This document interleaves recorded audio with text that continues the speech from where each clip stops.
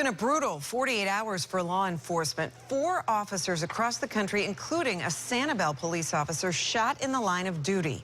In San Antonio, Texas, a police officer murdered in his own patrol car. For the families of fallen officers, the holidays can be a painful reminder of their loss. Tarpon Springs police officer Charlie Kondek was killed in the line of duty nearly 2 years ago, and his father shared his thoughts with our Melanie Michael today. And Mel, I know you've gotten to know Charles Kondek Sr., and how is he doing? Does time help at all? I have gotten to know him, Stacy. Good evening to you. He is a remarkable person, and he misses his son so much. Exactly 1 month from today, he'll be marking a somber anniversary, the day his son was killed. I tell him every time I'm sorry that things had to be the way they were. For Charlie Kondek Sr., the dream is the same every time. He is helpless as he watches his son slip away. I have dreams of him bleeding out. I picture him shot by himself, laying there bleeding out, and nobody's helping him, and it's brutal. The grief is fresh and raw for this father. December 21st, 2014 feels like it was yesterday.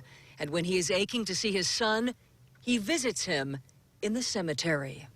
All I want now, you know, he just doesn't talk back to me, but, excuse me, I'm sorry. It's okay. His medals and... This former NYPD officer admits a piece of his own heart dies when he learns a fellow member of law enforcement has fallen. And he has a word to describe those who take lives.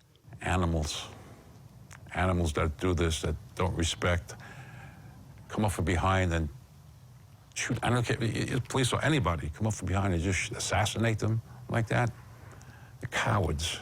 When asked what advice he would offer to families of fallen officers, Find a support group and try not to be alone too much.